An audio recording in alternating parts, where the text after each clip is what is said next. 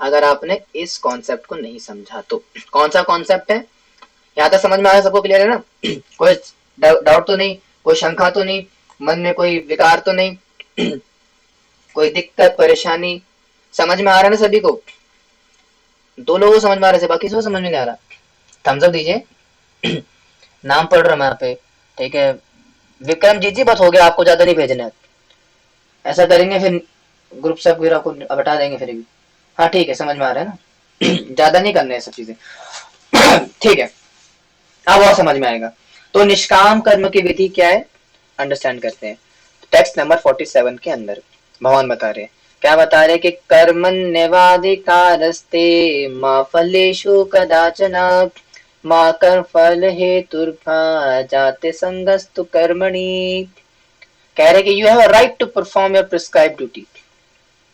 बस हो गया मत भेजिए। But you are not entitled to the fruits of action. Never consider yourself the cause of the results of your activities and never be attached to not doing your duty. ये है निष्काम कर्म की विधि। क्या है? तुम्हें अपना कर्म करने का अधिकार है, किंतु कर्म के फलों के तुम अधिकारी नहीं हो।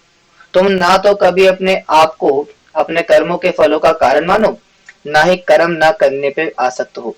दोनों नहीं करना है।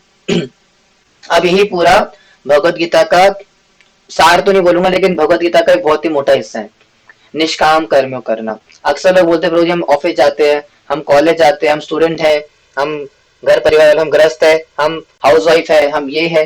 भाई जितना भी प्रोफेशन हो आपका, ऑक्यूपेशन आपकी जो मर्जी हो, करना आपको कर्म ही है।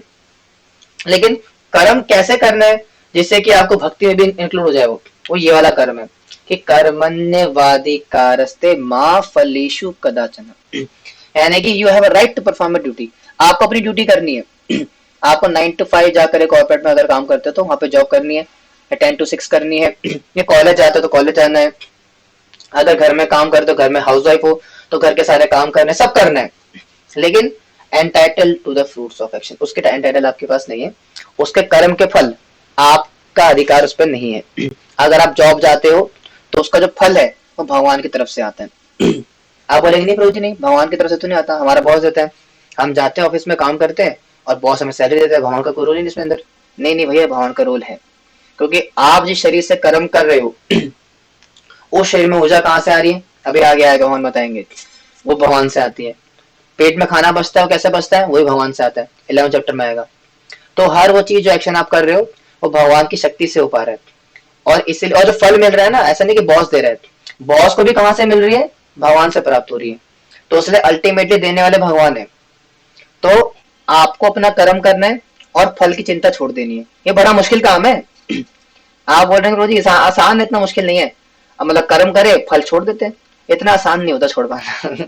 इतना आसान नहीं होता, लोग नहीं छोड़ पाते। लोग हर कारण के, हर काम के पीछे अपना मतलब ढूंढ लेते हैं। अगर मुझे किसी दोस्त की मदद करनी है तो मेरा क्या फायदा होगा प्रभु जी? अगर मुझे जॉब करनी है मेरा क्या फायदा होगा? हर चीज में हमारा फायदा ढूंढते हैं। हर एक्शन के पीछे एक फ्रूट होता है। ठीक है, नहीं छोड़ पाते, लेकिन करना तो पड़ेगा। निष्काम कर्म की विधि यही है कि हर वो कार्य जो आप कर रहे हो, हर काम के पीछे आपका जो एक्शन है, उसका जो फ्रूट है, उसको छोड़ना है, उसकी आसक्ति को छोड़ना है। और छोड़ करके क्या करना है? भगवान को देना है ना? माँ फलेषु कदाचन, मेरे को देना है, मैं फल देने वाला, मुझे देना है। और consider your self the cause of the result of it, और कभी नहीं मानना कि आप करने वाले हो।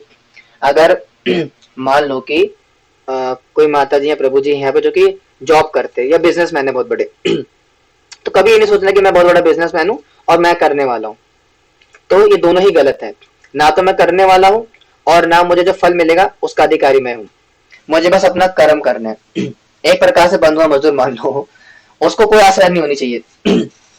बस अपना काम करते रहो गधे की तरह। थोड़ा सुनने में अजीब लगेगा, लेकिन काइंड ऑफ आपको सिर्फ अपना कर्म कर लेना है, ना अटैच होना है फ्रूट से और ना ही उसका अधिकारी बनना है।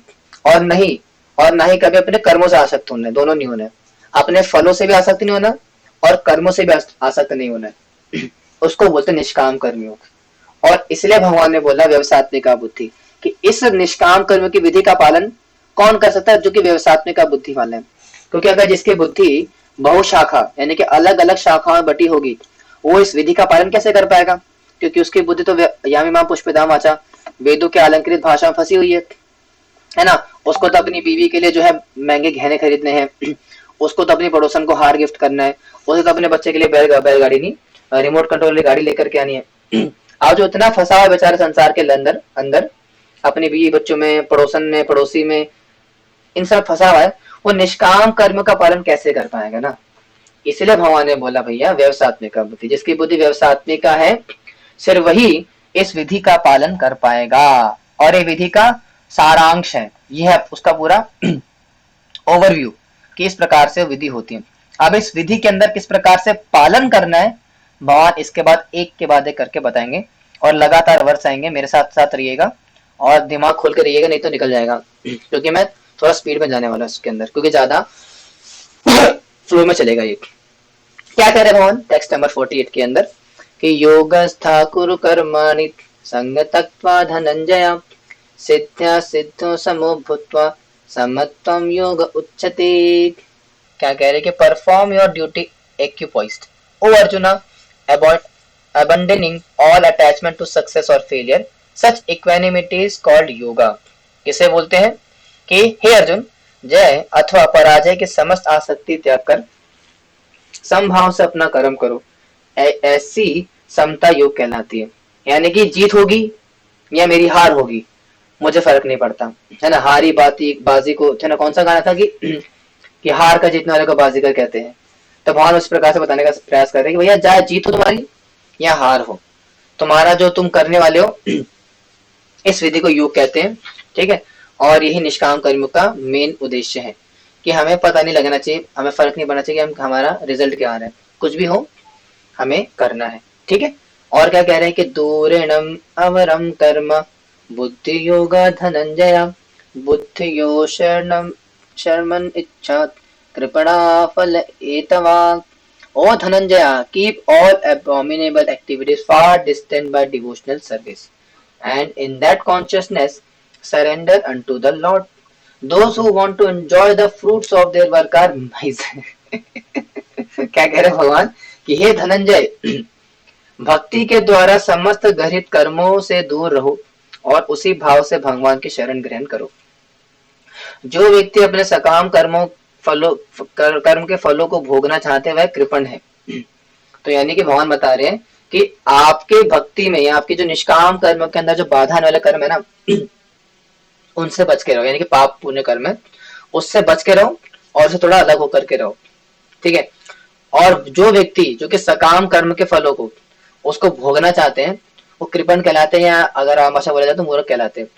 अब सकाम कर्म पे वर्ड आया, आप दो वर्ड यहाँ पे दिमाग अपना बैठा सकते हो, सीख सकते हो, यहाँ हो सकता है आपको पहले से पता हो, नहीं पता तो सुन लीजिए। एक होता है निष्काम कर्म और एक होता है सकाम कर्म। निष्काम कर्म का मतलब होता है जिसमें कि कोई कामना ना हो, निष्काम जिसमें किसी प्रकार की कोई कामना ना हो कि मुझे ये चाहिए वो चाहिए, प्रभु जी मैं आपके लिए ये कर रहा हूँ बदले मुझे ये चाहिए, ये हो गया आपका क्या सकाम कर्म, सॉरी ये निष्काम कर्म है। यानी कि मैं आपके लिए सब कुछ करूंगा बदले में मुझे कुछ नहीं चाहिए। यानी कि हम जब बदले में कुछ चाहिए नहीं रहता, हमें डिजायर नहीं होती हमारी, उसको बोलते हैं निष्काम कर्म। और सकाम कर्म का मतलब क्या होता है कि जब हमें किसी काम के प्रति फ्रूट्स चाहिए हो, अच्छा मैं आपके लिए ये कर रहा हूँ बदले में मुझे ये मिल जाए, इसको बोलते हैं सकाम कर्म, ठीक है। तो ये सकाम कर्म है और ये निष्काम कर्म है, ये दो टर्म समझ में आती है। अब इसी के पहले दो टर्म और है, वो है निष्काम कर्म योग और सकाम कर्म योग। ये चार अलग अलग टर्म है, सकाम कर्म, निष्काम कर्म योग और सकाम कर्म योग। सकाम कर्म क्या होते हैं? सकाम कर्म का मतलब होता है जिसमें कि आप केवल और केवल कर्म कर रहे हो और बदले में आपको फल चाहिए। आप 8 घंटा नौकरी कर रहे हो और बदले में आपको पैसा मिल गया, इसको बोलते हैं सकाम कर्म, क्योंकि आपने कर्म करा बदले में आपको फल मिल गया, ठीक है। अब सकाम कर्म योग का क्या मतलब होता है? योग का मतलब होता है जुड़ना, यानी कि जुड़ना मतलब भगवान से कनेक्ट होना।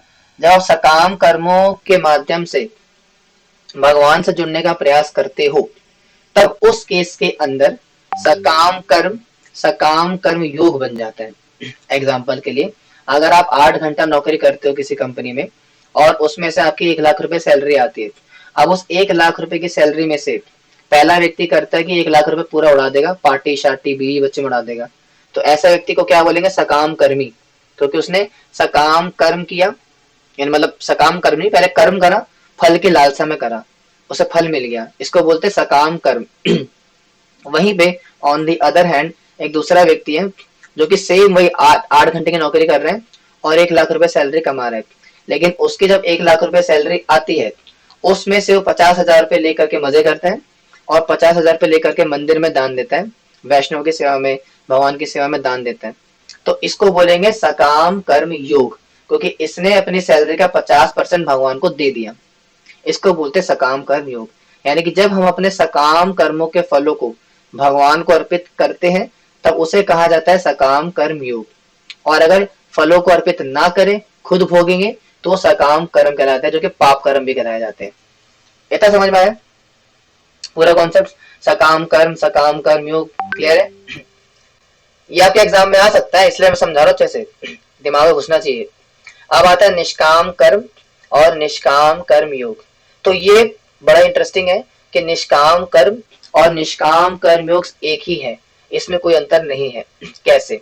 क्यों? क्योंकि जो निष्काम कर्म है उसमें पहली बात तो कोई कामना नहीं है, बिना डिजायर के कर रहे हो आप, है ना। और निष्काम कर्म जो है वो ऑटोमेटिकली निष्काम कर्म योग की तरफ आगे बढ़ाती है, जो अभी भगवान आगे बताएंगे भी। चातुर्वर्ण्यमया शिष्टम गुणा कर्मा विभागशः, अभी आगे आएगा वर्सेस के अंदर, इसमें नहीं दूसरे चैप्टर में आता है वो।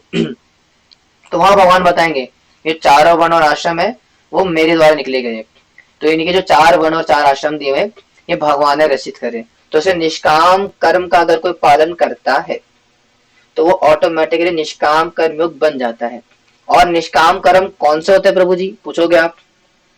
तो बड़ा सिंपल सा इसका लॉजिक है कि निष्काम कर्म वो कर्म है जो कि वेदों में दिए गए हैं। चातुर्वर्ण्य मया शिष्टम, ब्राह्मण, क्षत्रिय, शूद्र और वैश्य, ये 4 प्रकार की कैटेगरी है। अब इन 4 कैटेगरी में जो व्यक्ति होगा वो जो कर्म करेगा उसको बोलेंगे निष्काम कर्म। और निष्काम कर्म करना अपने आप में निष्काम कर्म योग बन जाता है। अगर कोई व्यक्ति ब्राह्मण है और ब्राह्मणों के कर्तव्य को एज इट इज फॉलो करता है जो कि वेदों में शास्त्रों में दिए हुए तो वैसा व्यक्ति, तो वैसा ब्राह्मण जो कि निष्काम कर्मयोग का पालन कर रहा है, हालांकि उसका डायरेक्शन भगवान की तरफ नहीं है, वो अपना सिर्फ नियत कर्म कर रहा है जो कि वेदों में दिया गया, तो ऑटोमेटिकली निष्काम कर्म योग बन जाएगा, क्योंकि निष्काम कर्म बना ही निष्काम कर्म योग में जाने के लिए था। दोबारा बताता हूँ, निष्काम जो कर्म है वो बने ही है भगवान तक पहुंचाने के लिए। इसीलिए अगर कोई व्यक्ति निष्काम कर्म करेगा बिना भगवान को भी, उसने भगवान का सोचा नहीं कि मुझे भगवान प्राप्त करने भगवान चाहिए, सिर्फ निष्काम कर्म कर रहा है, तो निष्काम कर्म करते करते करते ऑटोमेटिकली वो निष्काम कर्म योग यानी कि भगवान तक पहुंच जाएगा। तो इसको बोलते हैं निष्काम कर्म और निष्काम कर्म योग, जो कि सेम ही सेम है। और निष्काम कर्म या निष्काम कर्म योग को भक्ति में सेवा या भक्ति योग भी बोल देते हैं कभी कभार, क्योंकि भक्ति योग में भी सेम होता है। भक्ति में जो हम कर्म करते हैं वो निष्काम कर्म ही बुक करते हैं, भगवान की सेवा जो करते हैं वो निष्काम कर्म ही है, लेकिन उसको निष्काम कर्म क्यों नहीं बोलते, उसमें कई सारी टेक्निकलिटीज है, अब इसमें जाकर के आपको कंफ्यूज नहीं करूंगा, लेकिन मोटा मोटा समझ लो। अगर कोई व्यक्ति निष्काम कर्म करता है, ब्राह्मण ब्राह्मण वाले कर्तव्य करेगा, क्षत्रिय जो कर रहा है अर्जुन कर रहे हैं यहाँ पे, क्षत्रिय क्षत्रिय वाले कर्तव्य करेगा, शूद्र शूद्र वाले कर्तव्य करेगा, और वैश्य वैश्य वाले कर्तव्य करेगा, तो ऑटोमेटिकली निष्काम कर्म जो कर रहा है वो अपने वर्ण के अनुसार, अपने आश्रम के अनुसार, तो वो ऑटोमेटिकली निष्काम कर्म योग में कन्वर्ट हो जाएगा। ऐसा बोल सकते हैं कि निष्काम कर्म योग बना ही था निष्काम कर्म योग के लिए, ठीक है। लेकिन सकाम कर्म ऐसा नहीं है। सकाम कर्म अगर आप भगवान को दे रहे हो उस फ्रूट्स को तो सकाम कर्म योग बनेगा, और अगर नहीं दे रहे हो तो सिंपल सकाम कर्म ही है वो, उसका रिएक्शन मिलेगा, आपको पाप भोगना पड़ेगा। तो बड़ा मुश्किल कॉन्सेप्ट था, लेकिन मैंने इसको आराम से प्यार से थोड़ा समझाने का प्रयास किया। हो सकता है आपको समझ में आया होगा, अगर नहीं आया होगा तो एक बार फिर से रिकॉर्डिंग सुन लेना, थोड़ा मुश्किल कॉन्सेप्ट लेकिन समझ में आ जाएगा। और अगर फिर भी कोई डाउट रहेगा तो क्लास के अंदर पूछ लीजिएगा, ठीक है। अब आगे बढ़ेंगे। अब आगे क्या कह रहे हैं भगवान यहाँ पे कि बुद्धि युक्तो जहाते उभय सुकृत दुष्कृते तस्मादो ज्ञायुजुष्व yoga karma sukausalam. A man engaged in devotional service rights himself for both good and bad reaction even in this life. Therefore strive for yoga which is the art of all work. कह रहे हैं भक्ति में संलग्न मनुष्य इस जीवन में ही अच्छे तथा बुरे कार्यों से अपने को मुक्त कर लेता है, अतः योग के लिए प्रयत्न करो क्योंकि सारा कार्य कौशल ये सही है। तो भगवान क्या बोल रहे हैं यहाँ पे, अब निष्काम कर्म करके आप कैसे प्राप्त हो सकते हो, बताए भगवान के निष्काम कर्म करके आप ऊपर के लोगों तक जा सकते हो, इस जगत से मुक्त हो सकते हो। क्यों मुक्त हो सकते हो, क्योंकि आप निष्काम कर्म कर रहे हो, उसमें आपके फल के लालसा, हरि बोल, सॉरी आपके फल की कोई लालसा ही नहीं है ना। और अगर फल की लालसा ही नहीं होगी तो फिर पाप करने की प्रवृत्ति नहीं है, भोगने की प्रवृत्ति नहीं है, संसार से कोई आसक्ति नहीं रही, तो फिर भगवान के धाम जाओगे। इसीलिए जो निष्काम कर्म योगी है, that person will be delivered, वो डिलीवर हो जाएगा, उसका कल्याण हो जाएगा। कहाँ चला गया वर्ष,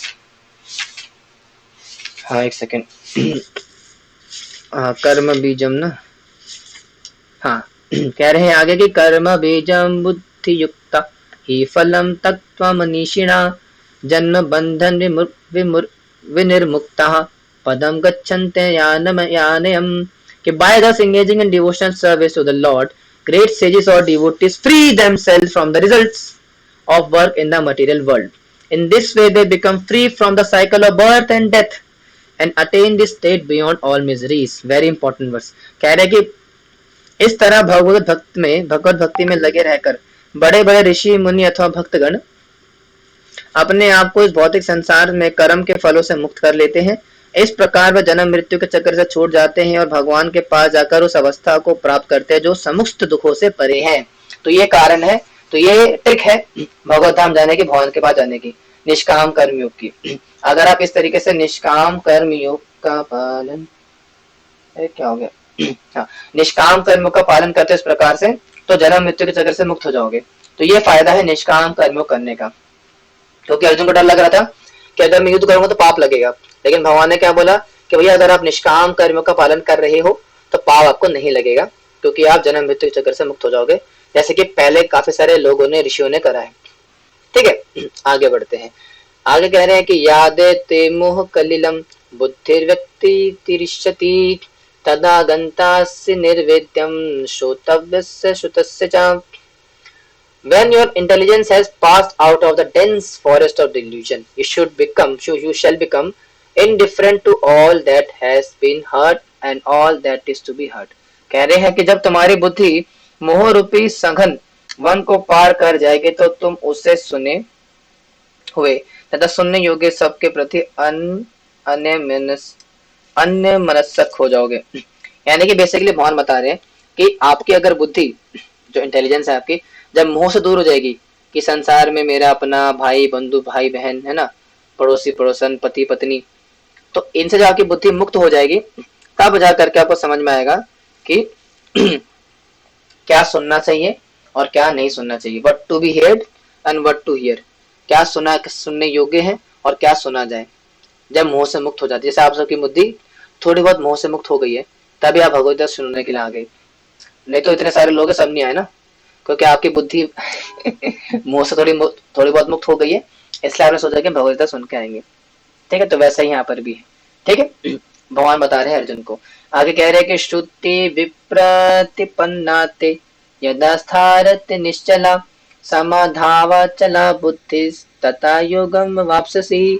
When your mind is no longer disturbed by the flowery language of the Vedas and when it remains fixed in the trance of self-realization, then you will have attained the divine consciousness. कब होगा ये, जो मैंने बताया अभी, जब तुम्हारा मन वेदों के अलंकारिमय भाषा से विचलित नहीं होगा और वह आत्म साक्षात्कार की समाधि में स्थिर हो जाए, तब तुम्हें दिव्य चेतना प्राप्त हो जाएगी।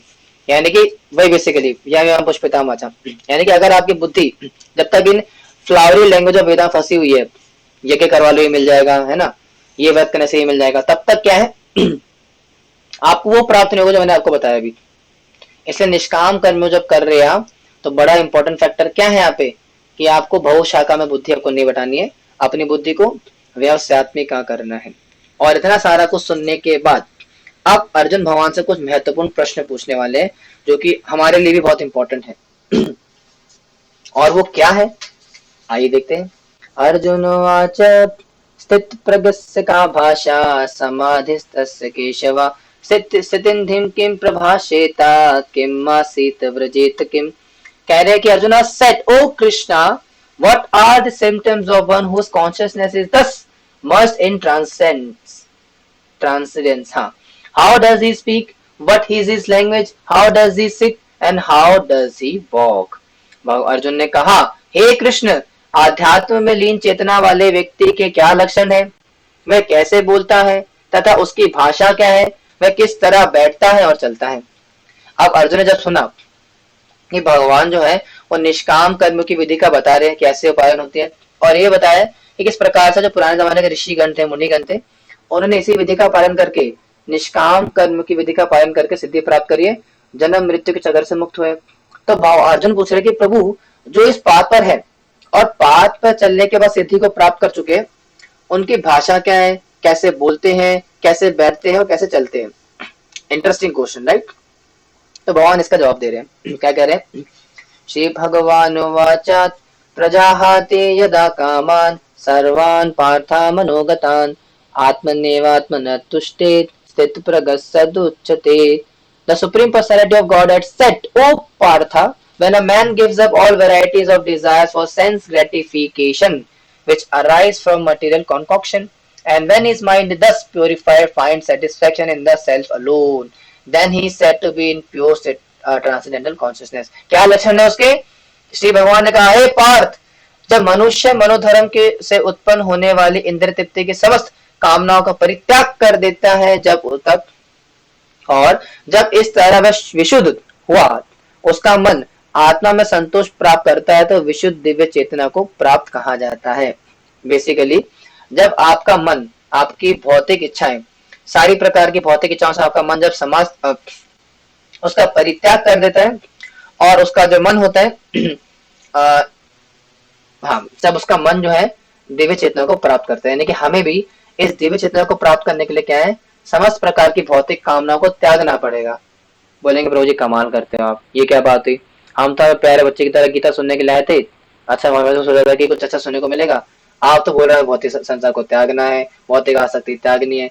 मतलब क्या करे हम, छोड़ दे अपनी बच्चे, अपना घर परिवार छोड़ दे।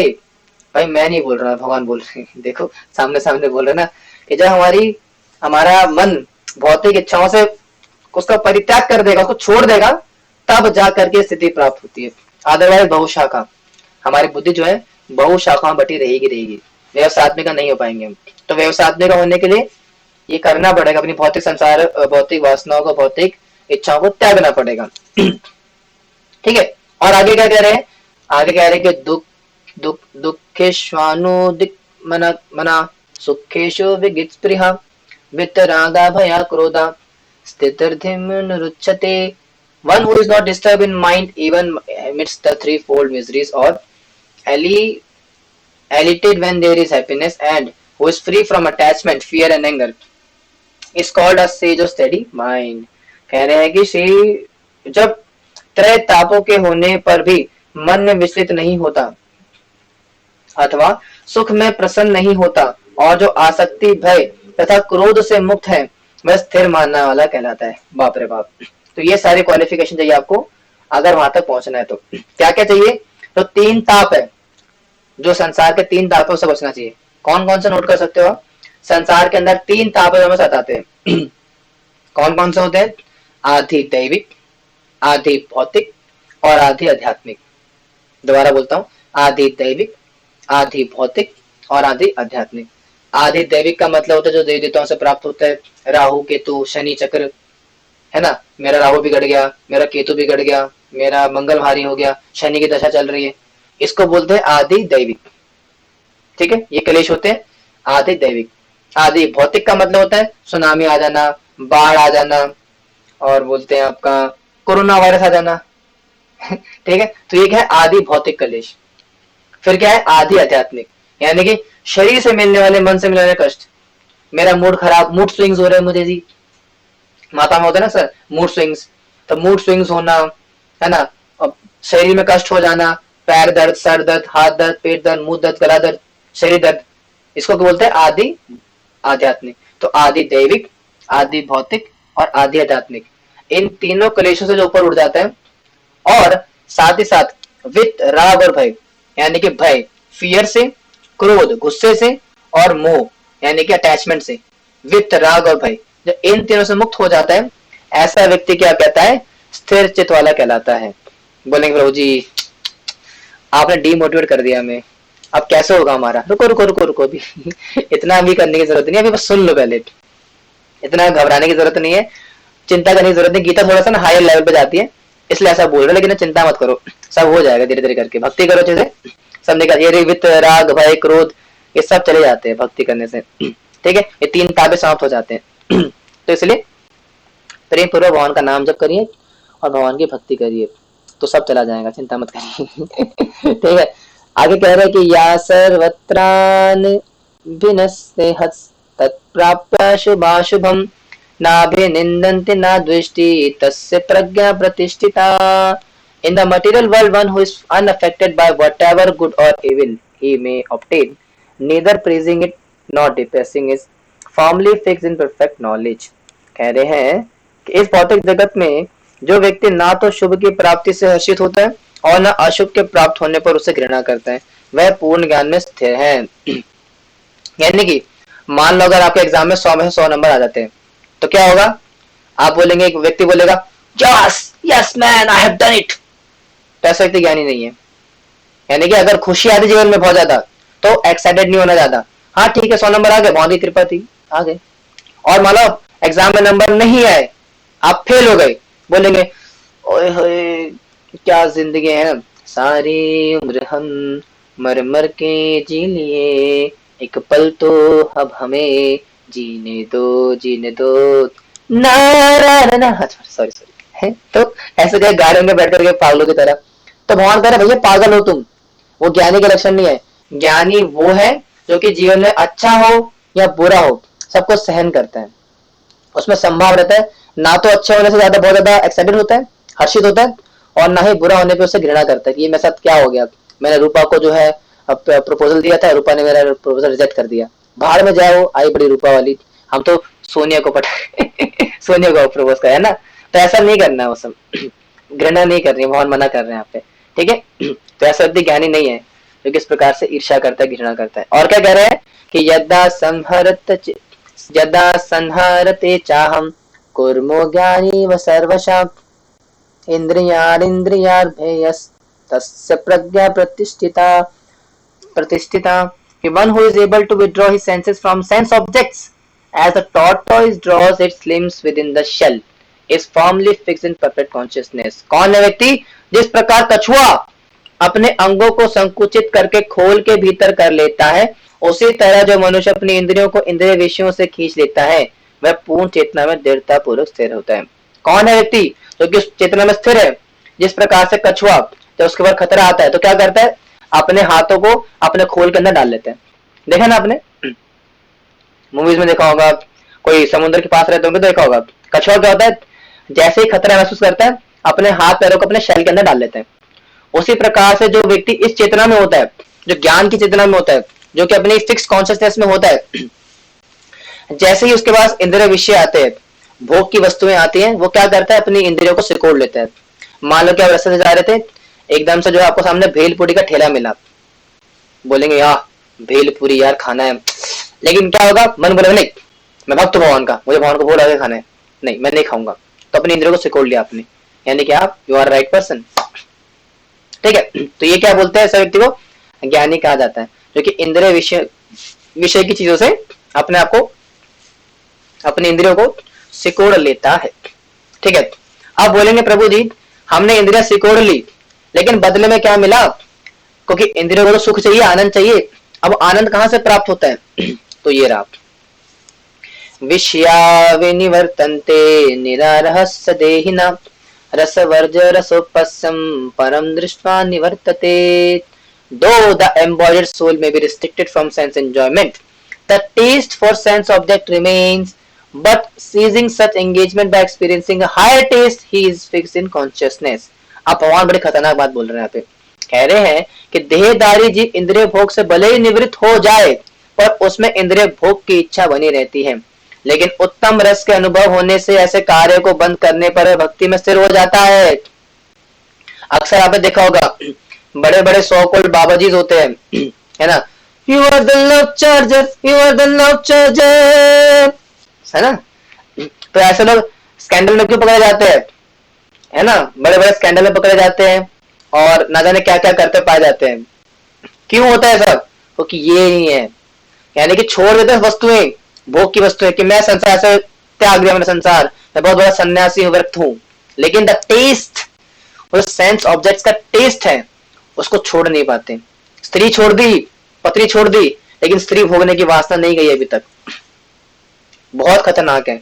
आप हिमालय पर्वत में जाओ, मतलब ये कभी ऋषिकेश हरिद्वार जाओ, बहुत सारे ऐसे सोकॉल्ड बाबा जी मिलते हैं, क्या बोलो, छोड़ो। तो मतलब वो दिखाएंगे कि हम कितने बड़े व्यक्त है, लेकिन आज भी स्त्री भोग की वासना अंदर भट्टी पड़ी है। जैसे कि स्त्री को देख लेते तो बस आप दिखते होंगे, न्यूज में आता रहता है, कहाँ पे क्या हो गया, कहाँ पे क्या हो गया। अभी रिसेंटली खबर आई थी कहीं पे, कोई बाबा जी का स्कैंडल पकड़ा गया था अभी शायद, उन्होंने अपना सिक्का भी लॉन्च करा था, फिर सिक्का लॉन्च करके कहीं और भाग गए थे। तो क्यों होता है वो सब? कारण नहीं है, छोड़ देंगे संसार, संसार को छोड़ दोगे आप, लेकिन संसार आपको नहीं छोड़ेगा। इंद्रिय भोग की वस्तुएं छोड़ दोगे, सेंस एंजॉयमेंट की चीजें छोड़ दोगे, स्त्री पुरुष, खाना पीना, पैसा धन संपत्ति नारी सब छोड़ दोगे, लेकिन उसकी वासना नहीं जाती, उसके जो टेस्ट नहीं जाएगा। कैसे जाएगा वो? जब when you experience the higher taste, है ना, जब वो हायर टेस्ट मिलेगा तब जा करके आप उस चेतना फिक्स हो सकते हो, है ना। आप बोलेंगे प्रभु जी वो हायर टेस्ट कहां से मिलेगा, वो हायर टेस्ट देने वाले कौन है? तो उसके लिए कौन बता रहा है जवाब? गोपियां बता रही हैं अपने गोपी गीत के अंदर। कैसे? कि तव कथामृतम तप्त जीवनम कविभिरीडितम कल्मषापहम श्रवण मंगलम श्रीमदाततम भुवि गरन्ति ये पुरिदा जना। और तेरा वर्ष गोपी गीत के अंदर आता है कि तव कथामृतम तप्त जीवनम कविभिरीडितम कल्मषापहम श्रवण मंगलम श्रीमदाततम भुवि गरन्ति ये पुरिदा जना। यानी कि जब हरि के भक्त जाएंगे सड़कों पर जाकर ये प्रभुपाद ग्रंथ लेकर के जाएंगे और उनको तव कथामृतम, आपकी कथा का अमृत पिलाएंगे, उससे क्या होगा? तप्त जीवन, जो तपते हुए जीव संसार के अंदर, उनको जाकर के टेस्ट मिलेगा, भक्ति का टेस्ट मिलेगा। यानी कि जब तक भक्ति नहीं करोगे आप, जब तक भगवान की शुद्ध भक्ति का टेस्ट नहीं मिलेगा, इस संसार का टेस्ट नहीं जाता है, कभी नहीं जाएगा, जितना मर्जी प्रयास कर लो। बड़े बड़े बाबा जी, संत महात्मा, मतलब हमारे विश्वामित्र मुनि से लेकर के हमारे जो हमारे है ना, कौन से बाबा जी हो कि सम्मोक्ष समाधि वाले, है ना, रिकॉर्डिंग में से नाम नहीं सकता लेकिन समझ जाओ, वो जो फिलोसफी लेके गए थे ना, सम्मोक्ष समाधि वाले, तो वहां से लेकर के यहाँ तक सारे बाबा जी इस चक्कर में निपटे। क्यों? क्योंकि भक्ति नहीं करी ना। जब तक भक्ति का रस प्राप्त नहीं होगा, जब तक भक्ति का टेस्ट नहीं मिलेगा, ये टेस्ट नहीं जाता है। इसलिए भगवान खुद बता रहे, when you get that higher taste, तो लोग चला जाएगा। और वो हायर टेस्ट किसका है? भक्ति का है ना। हरे कृष्ण महामंत्र के जप का है, हरे कृष्णा कृष्णा कृष्णा हरे हरे, हरे राम राम राम हरे हरे। इस मंत्र का जप करके जो टेस्ट आएगा, उससे जाएगा इस संसार की वासना, संसार का टेस्ट, अदरवाइज नहीं जाता। ठीक है जी, तो वेरी इंपॉर्टेंट लेसन। आगे बढ़ते हैं। आगे कह रहे कि यत तो यापि कौन्तेय पुरुषस्य विपिश्चिता इंद्रियाणि प्रमाथिनि हरन्ति प्रसंभावना। वाह, क्या इंपॉर्टेंट वर्स है, क्या खतरनाक लाइन बोली भगवान ने कि the senses are so strong and impetuous O Arjuna that they forcibly carry away the mind even of a man of discrimination who is endeavoring to control them। कह रहे कि हे अर्जुन, इंद्रिय इतनी प्रबल है तथा वेगवान है कि वे ऐसे विवेक पुरुष के मन को भी बलपूर्वक हर लेती है जो उन्हें वश में करने का प्रयत्न करता है। इंद्रियां इतनी बलवान है, अगर आप सोचेंगे कि प्रभु जी आज से मैं गोलगप्पे नहीं खाऊंगी, रसगुल्ले नहीं खाऊंगी, जैसे ही रसगुल्ले सामने आएंगे नहीं कंट्रोल कर पाओगे। भगवान बता रहे फोर्सिबली आपकी इंद्रिय इतनी प्रबल, इतनी खतरनाक, इतनी शक्तिशाली है कि आप जबरदस्ती करके आपका पकड़ के आपको ले जाएंगे उस चीज की ओर। बिकॉज़ इंद्रियां सो प्रबल। एक विवेकवान व्यक्ति भी जो कि बुद्धिमान है वो भी कंट्रोल नहीं कर पाता। इसलिए बड़े बड़े ज्ञानी, बड़े बड़े महात्मा, संत महात्मा, सोकल्ड महात्मा, बड़े बड़े लीडर्स, बिल क्लिंटन है ना, वर्ल्ड लीडर, अमेरिका प्रेसिडेंट, लेकिन कहां फंस गया? कौन सा, क्या नाम था उनकी गर्लफ्रेंड का? मोइना लुइंस्की, हाँ क्या था, मोनिका लुइंस्की फंस गए बेचारे। अमेरिका प्रेसिडेंट, इतने बड़े लीडर, कहां फंस गए? एक स्त्री के चक्कर में फंस गए, मोइना लुइंस्की, क्योंकि इंद्रिया इतनी प्रबल है, अच्छे से अच्छे व्यक्ति को खा जाएगी। और क्यों खा जाती? क्योंकि हायर टेस्ट नहीं मिला, भक्ति का रस नहीं मिला ना। जब तक भक्ति का रस प्राप्त नहीं होगा इस संसार की वासना नहीं जाएगी मेरे लाल। ठीक है जी, थोड़ा फटाफट चलेंगे, टाइम हो रहा है हमारा, मैं चैप्टर फिनिश करना है आज। कह रहे हैं आगे कि तानि सर्वाणि संयम्य युक्त आसीत मत्परा वशे ही यस्य इंद्रियाणि तस्य प्रज्ञा प्रतिष्ठिता। बहुत इंपॉर्टेंट वर्ड है, हमारे ओबी में आया था ये, भक्ति शास्त्री के। क्या बता रहे हैं यहाँ पे कि one who restrains his senses keeping them under full control and fixes his consciousness upon me is known as a man of steady intelligence. साफ साफ बता दिया भगवान ने, क्या बता दिया कि जो इंद्रियों को पूर्णतः वश में रखते हुए इंद्रिय संयम करता है और अपनी चेतना को मुझ में स्थिर कर देता है, वह मनुष्य स्थिर बुद्धि कहलाता है। बड़ी सिंपल सी बात है भैया, आपका मन भाग रहा है, स्त्री पे भाग रहा है, धन पे भाग रहा है, नारी, धन, पुरुष, संसार की वासना भाग रहा है, तो क्या करो? मुझ में लगा दो। जब युक्त आसीत मत परा, जब आपकी इंद्रिया मुझ में लग जाएंगी तो ऑटोमेटिकली क्या होगा? आपकी इंद्रिया कंट्रोल में आ जाएंगी और संसार की वासना चली जाती है। और ये तो बड़ा इंपॉर्टेंट रहेगी यार,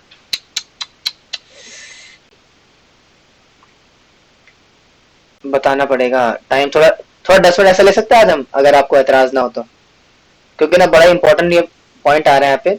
आई don't want to miss it. सब बोलेंगे तब करेंगे, नहीं तो रह देंगे, कोई नहीं। ठीक है, तो अब यहाँ से आता है हम सब के लिए, इसको बोलते हैं अगर हम भाषा में बोले तो 8 स्टेज ऑफ फॉल डाउन। यानी किसी भी एक व्यक्ति का, एक साधक का, एक साधारण व्यक्ति का, हर एक मनुष्य का 8 तरीके से पतन होता है, 8 लेवल्स पे। जैसे आपके हर प्रकार की समस्या इन 8 लेवल पे शुरू होती है और इन 8 लेवल से खत्म होती है। तो ये 8 लेवल कौन कौन से हैं? तो पहले 4 आते हैं आपके सामने।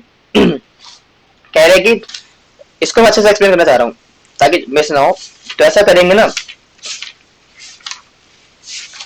इसको ही रख करके कल से चैप्टर 3 का इसका थोड़ा देख करके चैप्टर 3 स्टार्ट कर देंगे। ज्यादा लंबा नहीं खींचेंगे क्योंकि मुश्किल पार्ट है वाला। इसको मैं एक्सप्लेन करना चाहता हूँ अच्छे से 10 मिनट लेकर के। कह रहे हैं यहाँ पे कि ध्यायतो विषयान् पुंसात् संगास्ते सुपजायते संग संजायते कामा कामा क्रोधो विजायते।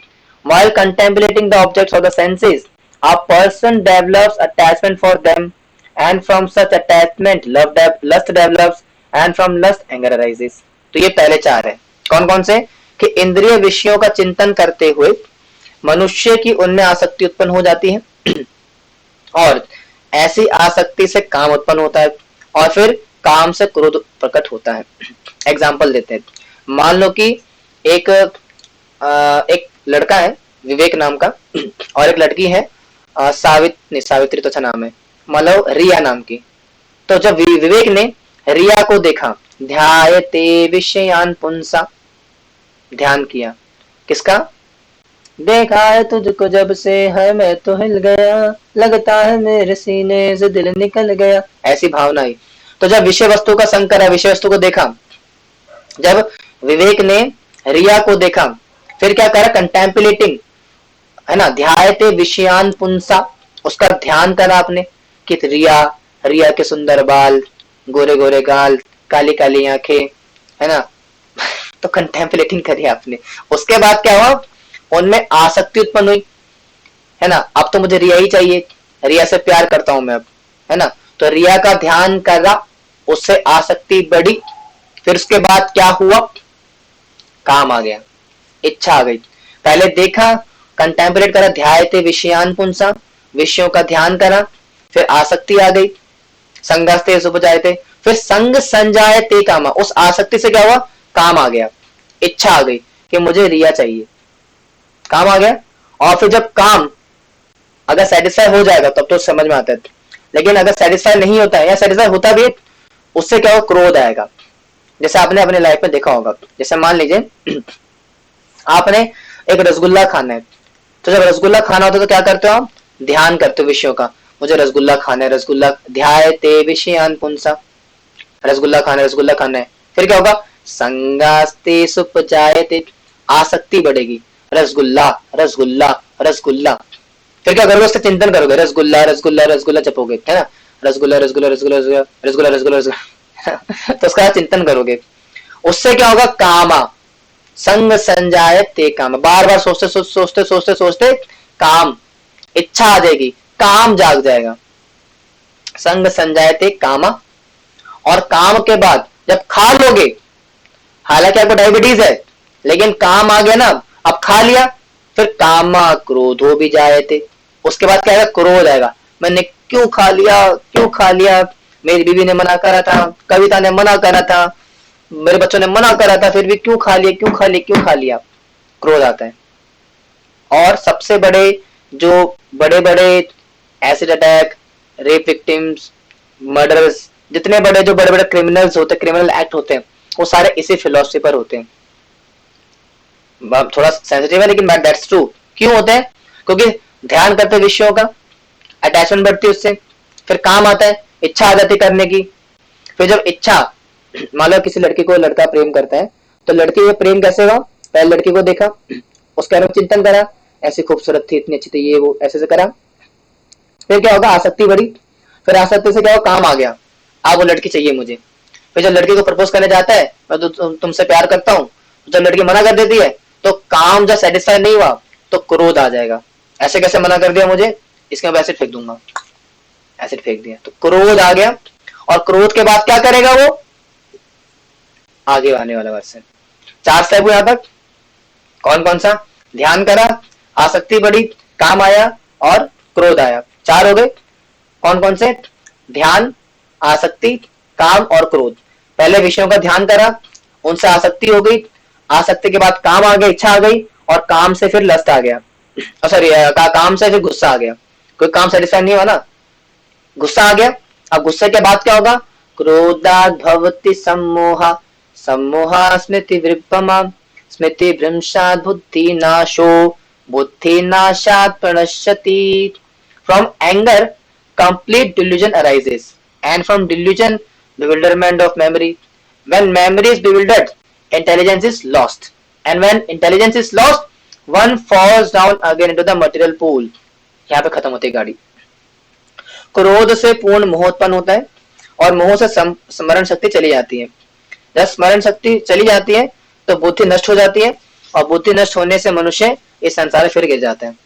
तो कहां तक पहुंचे थे, पहले ध्यान, विषयों का ध्यान करा, है ना, रिया को ध्यान करा कि रिया ऐसी थी ऐसी थी, फिर क्या होगा, आसक्ति बढ़ी, रिया से रिया रिया रिया करा, इसके स्वाभाविक है, विक्रम प्रभु जी मजाक नहीं, तो रिया रिया रिया करा, फिर क्या होगा, काम आएगा, अब मुझे रिया चाहिए, बस मुझे रिया चाहिए और कुछ नहीं चाहिए संसार, मैं रिया, बस रिया ही चाहिए मुझे, काम आ गया, लस्ट आ गया। अब रिया नहीं मिली तो क्रोध आ गया, गुस्सा आ गया कि रिया ने मेरा प्रपोजल रिजेक्ट कर दिया, ऐसे कैसे मना कर दिया। फिर जब क्रोध आएगा उसके बाद क्या होगा, क्रोधात् भवति सम्मोह, सम्मोहन आ जाएगा, पागल हो जाएगा, ऐसे कैसे रिया ने मना कैसे कर दिया, ये वो छोड़ूंगा नहीं तेरे को, सम्मोहन हो गया, पागल हो गया पूरा। तो सम्मोह स्मृति विभ्रमा, फिर जब क्रोध आने के बाद सम्मोहन आ गया, मतलब पागल हो गया हो, तो स्मृति विभ्रमा, स्मृति चली गई, सोचने समझने की शक्ति चली गई, क्या सही है क्या गलत है भूल गया, सम्मोह स्मृति विभ्रमा, है ना। फिर क्या होगा, स्मृति विमर्शात् बुद्धि नाश। अब जब स्मृति चली गई, क्या सही है क्या गलत समझ में नहीं आ रहा, तो क्या होगा, बुद्धि नाश हो, बुद्धि का नाश हो जाएगा, नाश हो गई बुद्धि।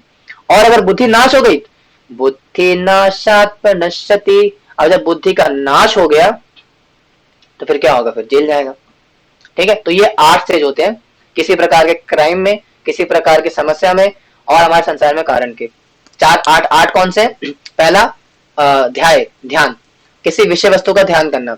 अगर मेरे को रिया से प्यार हो गया, मतलब रिया अच्छी लगी, तो रिया का ध्यान करूंगा रिया का, ध्यायते विषयान पुंसा, संगास्ते उपजायते, आसक्ति बढ़ेगी, बार बार बोलते बोलते बोलते बोलते रिया रिया करते करते रिया से आसक्ति हो जाएगी, है ना, ध्यायते विषयान पुंसा, संगास्ते उपजायते, फिर संग संजायते कामा, काम आएगा, है ना, इच्छा आएगी कि रिया चाहिए, रिया रिया से प्यार हो गया है ना, रिया चाहिए रिया चाहिए, संग संजायते कामा, फिर कामा क्रोधो भी जायते। अब जो रिया को प्रपोज करा, रिया ने मना कर दिया, क्रोध आ गया, और जब क्रोध आ गया गुस्से में घर आ गया। फिर क्रोध के बाद क्या आएगा, क्रोधात भवति सम्मोह, सम्मोहन आ जाएगा, पागल हो जाऊंगा मैं, ऐसे कैसे मना कर दिया, ऐसे कैसे मना कर दिया, तो क्रोधात भवति सम्मोह। फिर सम्मोहन से क्या होगा, सम्मोह स्मृति विभ्रमा, जब पागल हो गया मैं तो स्मृति विभ्रमा, स्मृति चलेगी मेरी, क्या सही है क्या गलत है समझ में चला गया, क्या सोचा मैंने, इसके ऊपर एसिड फेंक देता हूँ, बड़ी बनते ना अपना को, इसके ऊपर एसिड फेंक देता हूँ, स्मृति चलेगी, ये सही है गलत है पता ही नहीं चल रहा, क्योंकि पागल हो गया ना वो, क्रोध से सम्मोहन आ गया, सम्मोहन से पागल हो गया, क्या सही है क्या गलत है भूल गया, इसके ऊपर एसिड फेंक देता हूँ, पागल हो गया, स्मृति चलेगी, और स्मृति चले जाने के बाद क्या होता है, बुद्ध स्मृति भ्रंशात बुद्धि नाशो, बुद्धि का नाश हो गया, क्या सोच रहा है भाई कि उसका एसिड फेंक दूंगा, उसको खराब कर दूंगा, जिंदगी बर्बाद कर दूंगा, पहले प्यार था, सो कॉल्ड प्यार, फिर कहते कहते कहते कहते एसिड फेंकने की बारी आ गई, बुद्धि नाश हो गया, फिर जब बुद्धि का नाश हो गया, प्लानिंग कर ली एसिड फेंकूंगा, फिर क्या होगा, बुद्धि नाशात प्रणश्यति, एग्जीक्यूट करेगा। अब सोमवार की रात को जब वो ऑफिस से आ रही होगी या कॉलेज से आ रही होगी शाम को, क्या करूंगा, साइकिल पे मोटरसाइकिल पे बैठ करके उसके ऊपर एसिड फेंक दूंगा, बुद्धि नाशात प्रणश्यति, खुद की जिंदगी बर्बाद और सामने वाले की जिंदगी भी बर्बाद। तो ये 8 प्रकार से व्यक्ति किसी प्रकार का जुर्म करता है, किसी प्रकार का एक स्थिति, हालांकि यहाँ जुर्म का नहीं आ रहा, यहाँ पे तो फॉल डाउन का आ रहा है, एक साधक, एक जो साधना कर रहा है, जो इस पद पर है, निष्काम कर्म के पद पर है, उसका फॉल डाउन कैसे होता है, इन 8 लेवल्स पे होता है। लेकिन ये 8 लेवल हर किसी के साथ है, चाहे बड़े बड़े क्राइम में देख लो आप, ये 8 लेवल होते हैं, हमारी साधना में देख लो ये 8 लेवल होते हैं, किसी निष्काम कर्म की बात करो उसमें 8 लेवल होते हैं, किसी योगी की बात करो, हर किसी चीज के अंदर ये 8 लेवल ऑफ फॉल डाउन होते हैं, यानी किसी व्यक्ति का इस 8 प्रकार से पतन होता है। ठीक है, तो वैसे तो प्लान था चैप्टर को फिनिश करने का, लेकिन ये हो ना सका, तो ऐसा करेंगे कि इसको कल ही करेंगे और इसको फिनिश करने के तुरंत बाद चैप्टर नंबर 3 भी स्टार्ट कर देंगे, कर्मयोग। ठीक है, आई होप आपको आज की क्लास समझ में आई होगी। हरे कृष्णा, श्रील प्रभुपाद की जय, भगवद गीता की जय। आप सभी भक्तों